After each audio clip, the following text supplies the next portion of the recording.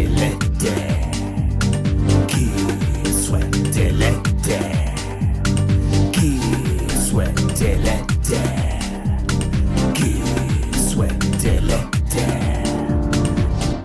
Sweaty with Letty, a wellness program about pain management.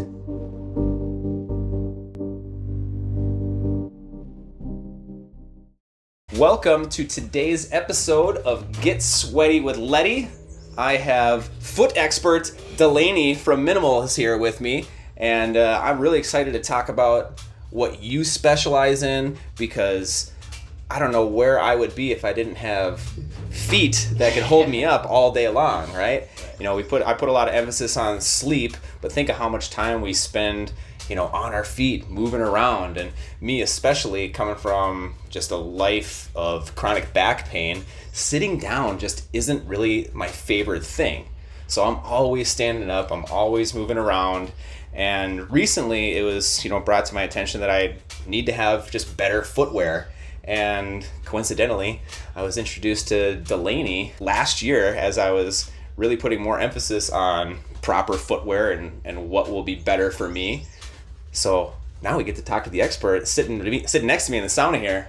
So Delaney, what brings you into pain? Not that you ever want to have a bout of pain. I wouldn't wish it on anyone. However, my experience with pain is kind of what got me started on my career path. So I was playing soccer in college, and I got chronic compartment syndrome. I can go into it if you want me to. However, I was given surgery or rest as my options.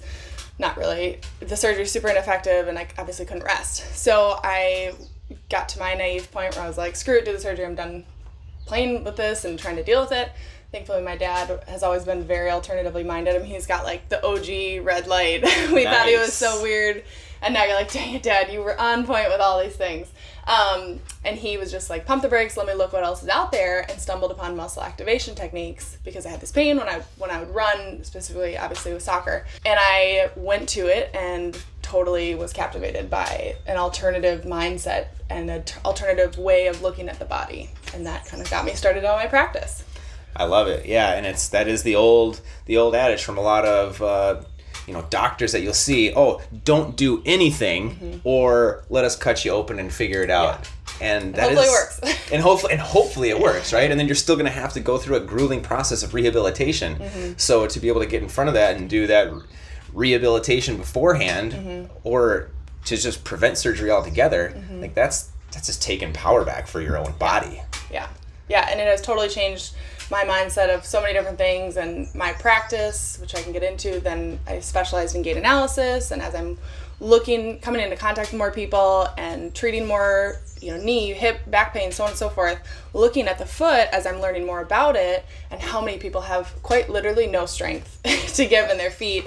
I'll do one test where I just want you to be able to hold your big toe down against this card that I'm trying to pull out, and we should get like 10% of our body weight through it, and people like, I'll pull it out, no problem. And you're like, you're standing on these feet all day, what the heck is going on? You could be jacked everywhere else and your foot is like, and so that was a huge aha moment. Again, it's just been a really natural and organic process as I've gotten to where I'm at today with Minnemals, and I can go into all that. Sweet. Yeah. So when you're saying, put a piece of paper under someone's toe, are those people having like nerve pain preventing them from moving their feet? Are they just not even able to move their toes at all? Yeah. For me, because when I had my worst bout of nerve pain, I couldn't lift my toes whatsoever. And one of the things that got me to lift my toes was seeing Dr. John Pietila, who was essentially helping turn on parts of my body that were turned off through his techniques and through the ARP machine. And with the ARP machine, one of the first things I'm doing for loosening is putting these pads on the bottom of my feet and raising my toes and pushing them down. I'm exercising my toes, turning them on. Yeah. So a lot of people would imagine just probably neglect movement of their toes, especially since they're neglecting what's going on in their foot. Yeah. What was it like for you when you were having your foot pain? Was it just constant pain? Were you unable to move your toes? No, when I was in pain as a soccer player, it was more so you have fascial compartments in your lower leg, and essentially when you exercise, your muscles expand, and it doesn't expand enough with it. So it's almost like a casing that is a balloon's trying to blow up and the casing isn't allowing it. Yep. So it feels like a ton of pressure and pain because it's just like there's literally too much pressure in the fascial compartment. So I wasn't as knowledgeable. I mean, I didn't know anything back then, but when I was going through it for myself, I wish I could go through that process again and kind of like assess what was I limited in, but essentially what I would chalk it up as is there was way too much stress being put on that compartment that I was feeling the pain and, had the symptoms in. And MAT and going in this alternative realm was the first time that someone looked at everything around it rather than focusing on that area. Everyone else had been like, we need to strengthen it, we need to massage it, we need to loosen it, whatever. And this was the first time it was like things around it aren't contributing enough, so that's getting overloaded when you're running. So right, yeah, and fascia is just this like built up tissue that is creating this warning signal in your body saying, hey, there's a problem here. Yeah. And the restricted movement and the inability for your brain to communicate properly to that is going to create a host of problems. And yeah, when you're moving around your feet all day, that's a pretty big problem. Yeah. If you want me to get on my soapbox this early on, I'm more than happy to. Let's hop on it. In regards to people not being able to lift their toes, I think a large contributor is the amount of cushion and padding that our shoes have that people wear all day long, and the toe box that's so narrow. Quite literally, you have hundreds of thousands of nerve endings at the bottom of your feet, no different than your palm. Like, you can feel different textures and it tells your brain what you're feeling. But when you always have a rigid and thick sole underneath it, those sensory receptors don't get much stimulation. And so your brain isn't feeling much from your foot. And if it's blinded from what's happening down there, it's not going to be able to activate it well or use it well. And so I think quite literally over many, obviously days, months, years, this takes to where now I can't lift my toes or press pressure down is because you're not getting any stimulation and therefore those toe muscles aren't having to work. Wow. Yeah, no, that makes a lot of sense. My dad, who is no longer with us, I should find a picture of his feet. Oh yeah. He wouldn't want me to do it. Spooky. But, yeah, pretty gnarly feet. His sister, my aunt, also no longer with us. Two of the most interesting looking feet I have ever seen. Yeah. And when I'm seeing the type of advice that my dad is getting, it's almost like he's wearing these like, I don't know, space shoes with how big they are, and he's supposed to wear them all the time, and his feet are only getting worse. Yeah. Like, what do you say to the aging population when it comes to like taking care of their feet? Because I feel like the aging population is stuck with, I need, got to get orthotics in, all of this padding, otherwise you're just not going to be able to move. Totally. Yeah. Whenever I do pop-ups and I talk with someone that's older and I say that there's no arch support in my shoes, I have to, it's okay. It's okay. I'll tell you why it's okay. That's a big pain point for me too, because one of the greatest predictors of a person to fall with age is their toe strength, because your toe muscles are what make up that foot strength, your intrinsic foot muscles we call it. And as those get weaker, your reflex or your ability to prevent yourself from falling forward, you are more likely to fall. So what grinds my gears is that exactly what you just said. Everything we tell the elderly to wear are these boat shoes that, again, take away more stimulation, which it even gets harder to stimulate those sensory receptors as you get older. But it also, again, only further weakens that structure as a whole. And it's like, if you ever feel when you're on a big piece of foam, it's a very unstable surface. So why are we walking around in that every day, especially with a population that we're worried about falling? Yeah. And you hear so much about how important it is to stay grounded. And when you're trying to ground yourself, you are barefoot. You aren't loading things onto your feet to try to get grounded. And so this is about your shoe is about the most grounded way to be able to walk, in a sense, right? Because you can't always walk around barefoot. Yeah, right. No, totally. The ground's not safe out there. Totally. You might step on something that might cut you, or just it's just dirty in a sense, and there's too. abrasive surfaces that would rip your skin up too. So you can't always be barefoot. When it comes to like how you tell people to move or take care of their feet, what is the first thing that what is the first step towards proper care of the foot? I would say my first thing is I'm like, just go without your shoes more often, even just in your home. You'd be surprised how many people never take off their shoes because A, they've been told to never, especially if you've had plantar fasciitis or something like that. It is like this fear concept of I always have to be wearing my shoes with these orthotics. So just telling someone they have permission to take off your shoes more often, just feel things. I mean, there's so many exercises that I can get into with them, and I typically do, but I would say just go without shoes and feel what you feel beneath the ground. Just paying more attention. Your brain can do so much if you're just paying attention. Like mind to muscle connection goes a long way. My mom, she recently had surgery a few months ago for her hammer toe. Yeah. And that's when, like, you can't see up here, but you got a toe that's essentially going over top, like buckled of like the that. and just not providing any sort of support whatsoever. Yeah. And she's advised to go and have surgery for that. So she has surgery for that. They put a pin in there. Pin comes out early. Surgery doesn't work. She's back to exactly where she was. Yeah. So all this time, this agony, the money, pain, all for nothing. Mm-hmm. And you can get out in front of this by doing these simple measures organically. Yeah. And that's just why I'm so excited that we're having this conversation, and I can't wait to bust out the shoe a little bit later and show totally everyone. Right, though. You're totally right, and that things like bunions, hammer toes, neuromas, these foot things that we attribute to like our grandmas had them.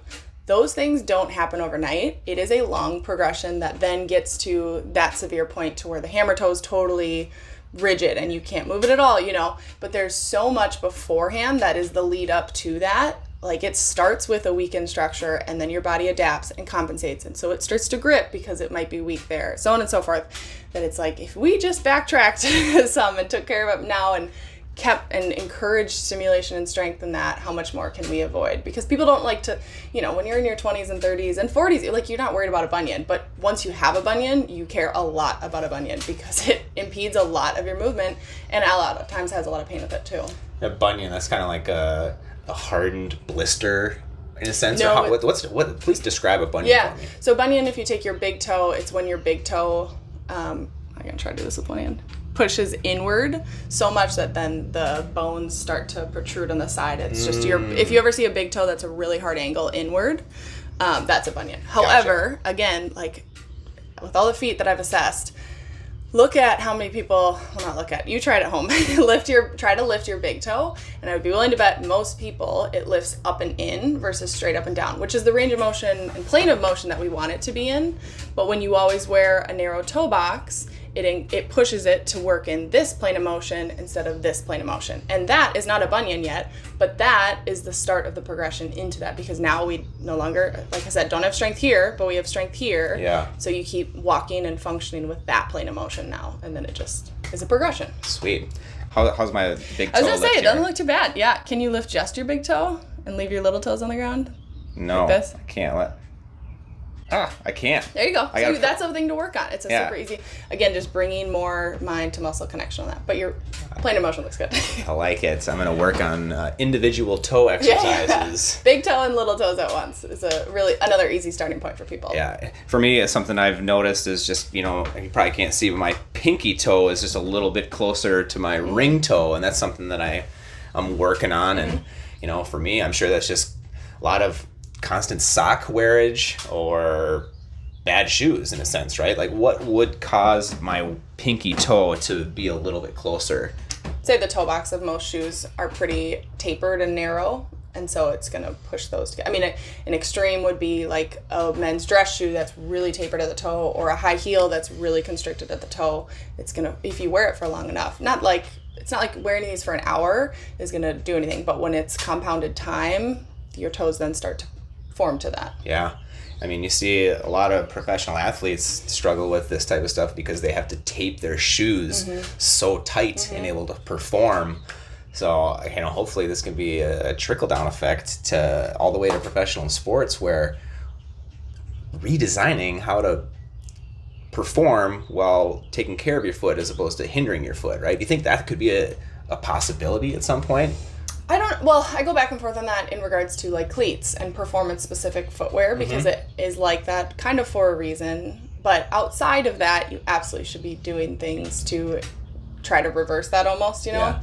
But I think it's so interesting, the handful of professional athletes that I have worked with, you think, well, surely they will be working on this because they're on the elite level, and it's like they might be doing a calf raise, if anything. And it's crazy what athletes can do with so little. But, you know, it's like you have no strength through your big toe or no strength, you know, here and there. And I mean, how often do people sprain their ankles? You know, a lot of our ankle stability comes from our toe muscles. Yeah. It's just like, how is this not being talked about, you know? Yeah, and I like how you mentioned just early on about all the nerve endings that are in our feet and our hands, and that's where a lot of just pain can come from, is the neglect of, you know, running into something or stubbing your toe. Like, that creates problems right there because of all the sensitive nerve endings. So again, it just makes sense to pay attention to your feet. Don't just slap any old regular sock or shoe on.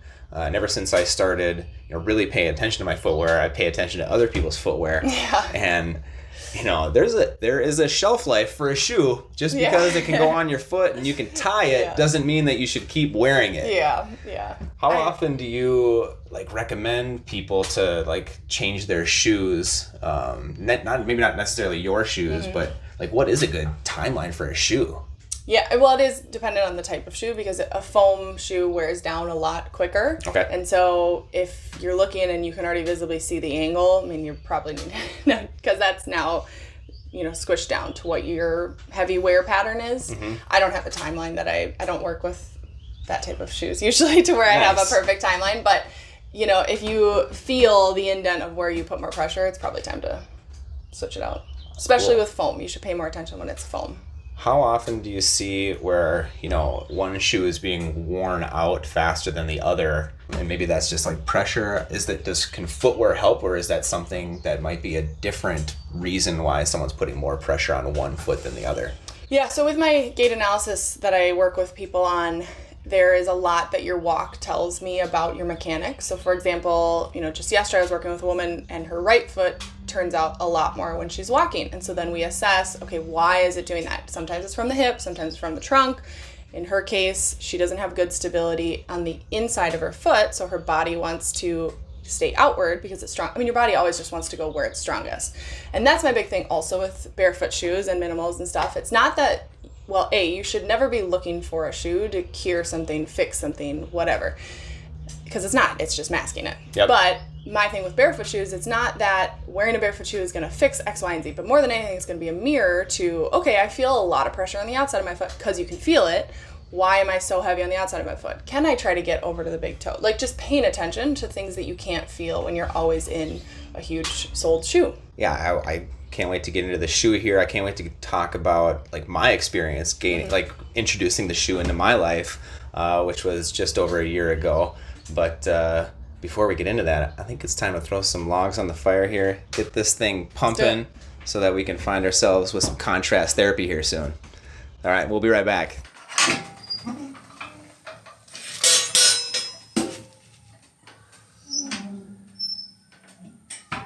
We are back. The sauna is cooking. I'm starting to drip already. How about you? It's coming. I know. I'm a professional sweater. I stated this before. I can turn it on at the drop of a hat. I'm excited to show everybody now the product that you created. It was a year and a half ago, is that right? Yeah, launched the company about a year and a half ago. So then how long was it in the process to establish the shoe? What was that design process like?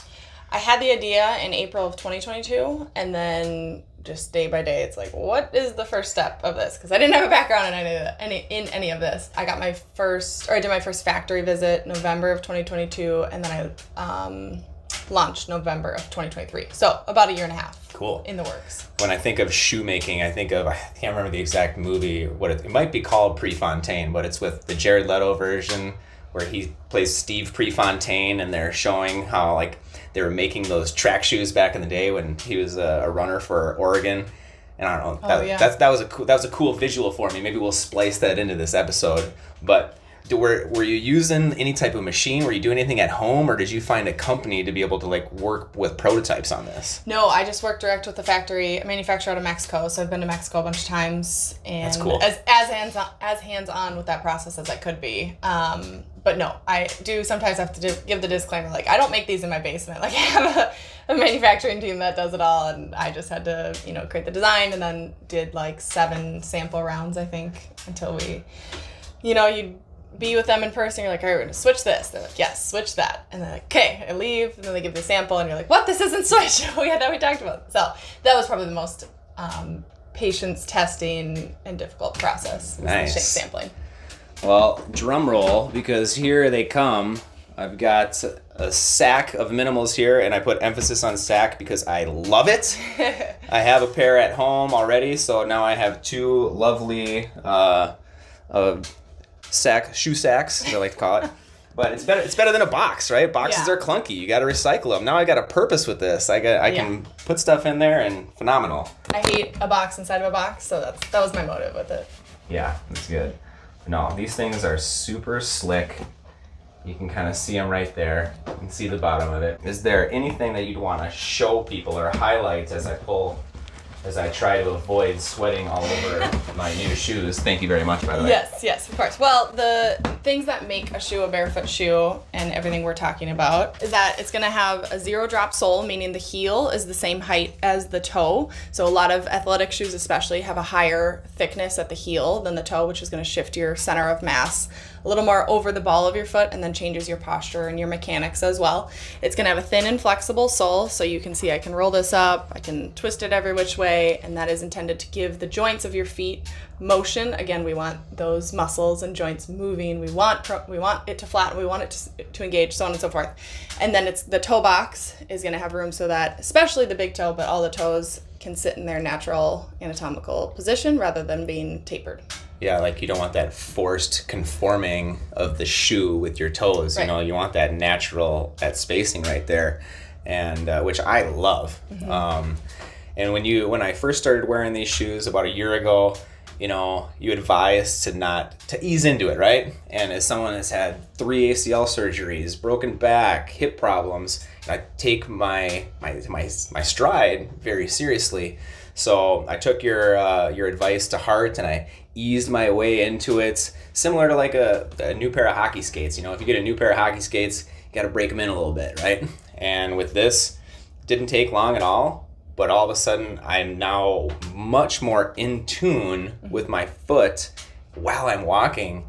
And just last night, my wife and I walked for, it was probably like 3 miles, and I have no pain in my knee, awesome. No pain in my ankle, in my hip, or anything, and I'm completely in tune with my foot hitting the ground. It's almost, it is like it's barefoot in a sense, but I have, the protection in there. Yeah, there's just a little bit so that it's not totally barefoot. But yeah, the transition is super important, especially if I don't know someone's starting point. If you're already really comfortable barefoot at home, you're probably going to be good to go right off the bat. But the whole thing with a shoe like this is it's putting more load on your foot with every step you take, which is good because we want that to strengthen. No different, like you go to the gym, you put load on your bicep to get a stronger bicep. Whereas most athletic shoes that have a ton of cushion and support to it take load off of your foot, which is what causes the weakening over time. But all that to say, if we're putting more load, you have to allow your body and foot time to adapt and strengthen to that new demand. So don't go for a 4-mile walk right off the bat. Yeah. Start with like a 10-minute walk, slowly increase from there.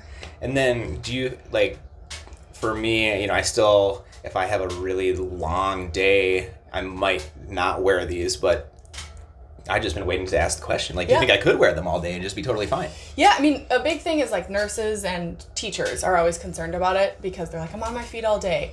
Again, you have to get to that point of your body being able to handle 12 hours worth of being in that. But once you're at that point, absolutely. Now I have plenty of nurses that wear my shoes. And they're like, it's all I can wear because, I can't go back to what I used to, so on and so forth. So yeah, but it doesn't have to be a black or white thing. And I think that's an important thing to note with the barefoot community. Sometimes it gets a little bit aggressive in a black or white. It's not like you have to throw every single pair of shoes out and this is the only thing you can ever wear, but think about the time that you're spending in the shoe and what those compounding effects can be. And so I would say majority of the time, but I always have, especially girls, if they want to go to date night, they're like, I kind of want to wear heels. Can I wear heels? I'm like, go for 2 hours. It's not going to wreck your feet. Just think about outside of that. Yeah. Like a little bit deviation is not going to revert your foot back to a bad state. Right. And yeah, like that's just so awesome. What else I like about this is, you can kind of notice it's just a little thicker where the toes are. So yeah, your whole foot can be in there. And for me, it was recently recommended to wear some toe spacers because of my pinky toe, ring toe situation. And I could fit my toe spacers on my feet in this shoe and be totally fine. And that is not the case for other shoes. Yeah. So that just goes to show you that other shoes are just inherently creating damage to your foot by forcing them in together. Totally.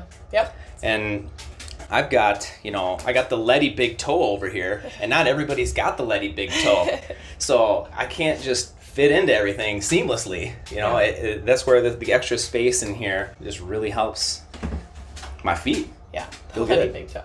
And that's people ask, what's so different about your shoes? It's like, there's nothing revolutionary in this. I'm actually stripping away all the technology that so many shoes have built up over time because I want your foot to have space and I want it to engage and function naturally so that we have an arch of our foot that is fully capable if it's strong. Yeah. Where you run into issues is when it's weakened so much, and that's where the orthotics get thrown in, so on and so forth. So just keep it strong, keep it moving, and let your whole body have so much more of a strong foundation.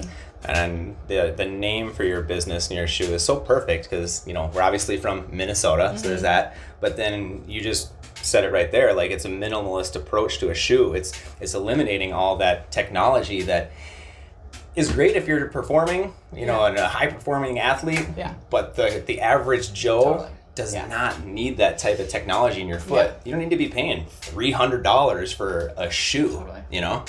Yeah, and I would say that, was some of the aha moments for me building into I should develop my own, is that I'd have so many clients sit down and they have joint pain somewhere and they always give the disclaimer, I've always worn good shoes.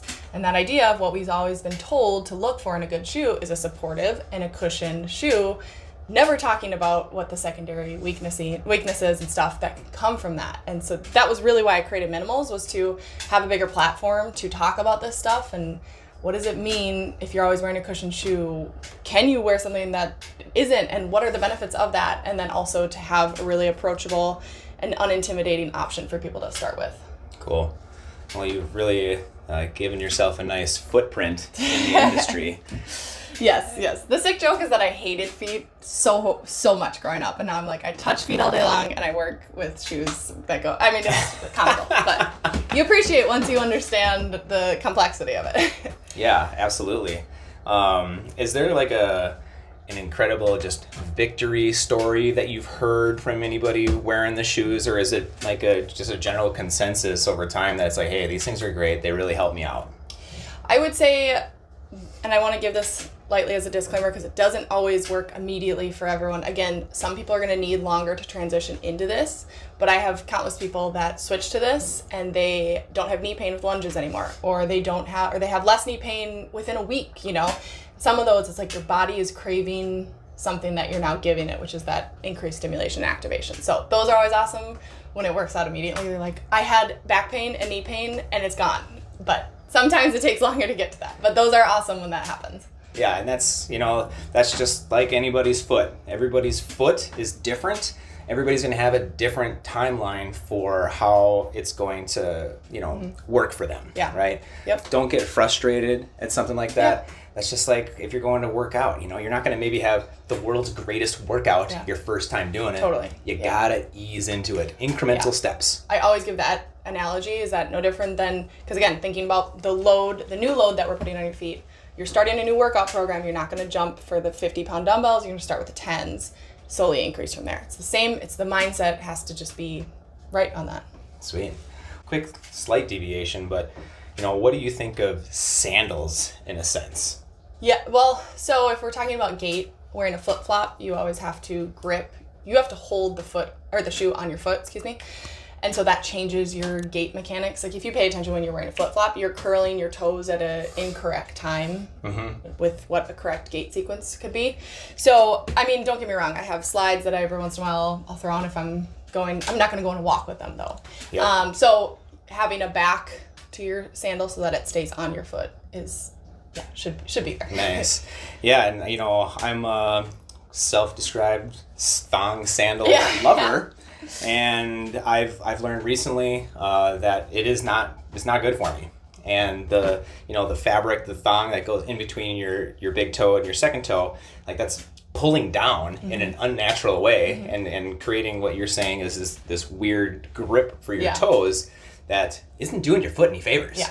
Again, if you're gonna go walk to the lake quick, sure, throw it on. It's not gonna create a detrimental effect. But a lot of people wear them all day, every day in the summer, especially. And I see people brag about it. I got a buddy, Brett. I'm looking at you, Brett. I know you love your sandals. Called out. This guy will wear them to dance agenda events, and I'll be dancing, and I'll step on his toes, I'll step on his foot, and I'll be like, dude, you are wearing sandals. What is wrong with you? Yeah. And he loves them, and it works for him, but think about something else. I promise you that it's going to pay off down the road if anybody is able to make that transition, or at least kind of focus on limited use of sandals. Yeah. And limited use meaning, distance and time you're using them. Go barefoot or go barefoot shoe. Or a sandal with a strap. That's sandal with a strap. On your foot. Yeah, yes. Sandal strap. The Crocs with the strap on. Might not be the most fashionably appealing, but they're appealing to your foot. And that's all that matters. Yeah.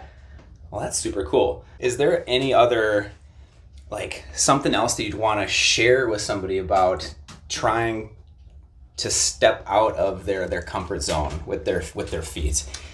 I would say, just thinking about conceptually, look at a muscular system, or look up muscles of the foot and look at how many are in your foot, and then think about why have we gotten to the point where everyone thinks that we always need to support the foot when it has all of that really complex and amazing structure to it on its own. Doesn't that contradicts itself? If it's already there, why do we always have to be putting an external structure to make it function right, And then I would say assessing yourself. I mean, so there's so much knowledge in just being able to feel. And so I just always encourage people, take a mental note. What do you feel beneath your ground? If you have pain with squatting or lunging, where do you feel your pressure of your foot? Because a lot of times people think about the hip, but they don't think about the foot's relation to that. So if you're in the bottom of a lunge and you have a lot of inner knee pain, where's your weight distribution on your foot? Because if you're heavy on the big toe, your knee is going to go there. So I think I just always encourage at home taking your own self-assessment. Yeah, and it's just, doing it the natural way is always going to be better for you. Yeah. Take the science out of it. You're not going to need expensive footwear to be able to operate. And just take the minimalist approach, the minimals approach. And this is a low-hanging fruit. There's research out there that shows, they compared someone that walked in a minimalist shoe versus did foot-specific strengthening exercises, and they had almost the same strength outcome in the end. So it's even easier just to switch your footwear little by little and increase that strength of your foot. I love it. Well, you know what else I love? I love jumping into water. Yeah, I'm ready for it. And this time of year, when it's not hardcore winter, the sauna feels just a little bit hotter. A little bit hotter, yeah. So we're going to go and plunge, and we'll see you down at the dock shortly.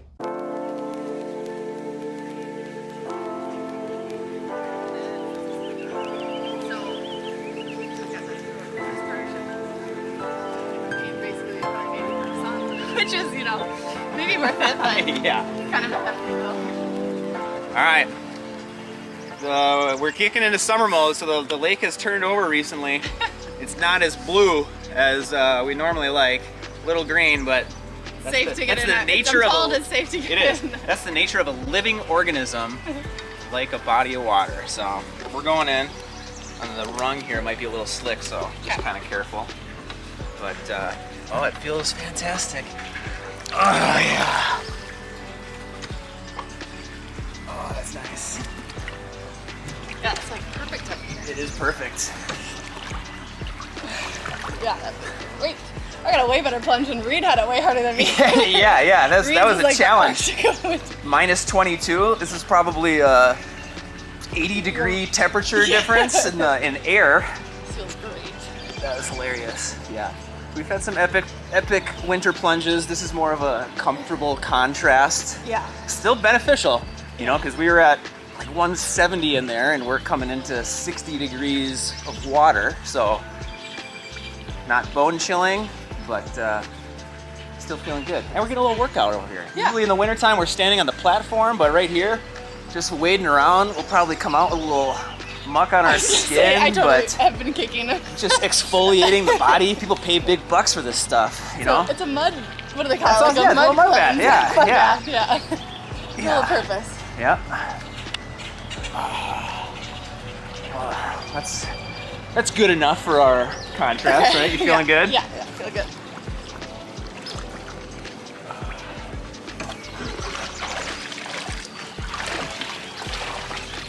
Oh yeah. Mucky on the legs.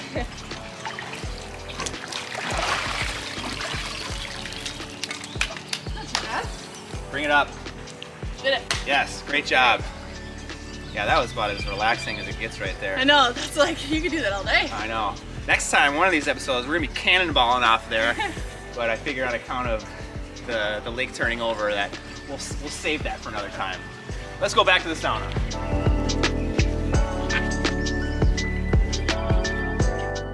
Well, that was about as refreshing as it gets. If it were extreme wintertime, I would say, look at your toes, they turn blue or purple, but no, you just have nice nail polish on. Yeah, I'm ready to go again. Ready to go again. Yeah, that's usually the trend. When anybody experiences contrast therapy, you want to experience it again. It just gives you that this wonderful feeling, a rush in a sense through your whole entire body that just feels good.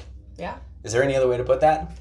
No, it's like, I mean, I think someone else said this on one of your episodes, but the best caffeine high can't even match, because then it comes with like jittery and like tweaking a little bit. This is like the most natural, calm, yet pleasant high. I don't know. Yeah. It's awesome. And like an easy way to get into it, I may have talked about it before, but just go take a cold shower to start your day. Mm-hmm. See how you feel afterwards. Take a mental note of how you're feeling going into it, and then take a mental note of how you are feeling afterwards, and it's gonna be better. So try a cold shower, try contrast therapy, but most importantly, try some Minnemalist Shoes. Yeah. So if you are interested first off, you can see Delaney in regards to your gait. Please tell them what you specialize in. Yeah, so I specialize in muscle activation techniques and gait analysis. My office is in Edina, Minnesota. And I work with a ton of people that are in chronic pain for seemingly no reason. So I all of a sudden have this ankle pain or hip pain, and I didn't inherently get injured. Because a lot of times that's a lot of compensation over many years, and we can dig into that if you want. Yeah, no, and it's weird and random when pain decides to show up, and it could show up so much later than the initial injury that you don't even know where it came from. Mm-hmm. So that's why it's just important to do these natural methods to non-invasive. Yes, and to like just unmask the problems that are slowly building, with these new age scientific methods, right? And it's interesting, you could ask every single client that I work with, they would 100% tell you, I wish I had started 10 years ago. And that's usually the case. You don't think you'll be that person, but if you just get on the front end of it, you can avoid so many things that might come down the road. And not as a fear tactic, just look at the statistics, how many people have joint pain in their 50s. Yeah. Do you have a website that you can direct people to? Yeah, so my practice is mnmuscleactivation.com, and then the shoes is minnemals.com, spelled MINNEMALS. And they are fantastic. You should definitely get yourself a pair, or at least look into how you can improve your foot and your stride. Totally. So with that, we'll bid you adieu on this episode of Get Sweaty with Letty, and enjoy the rest of your day. Thank you, Delaney. Thank you.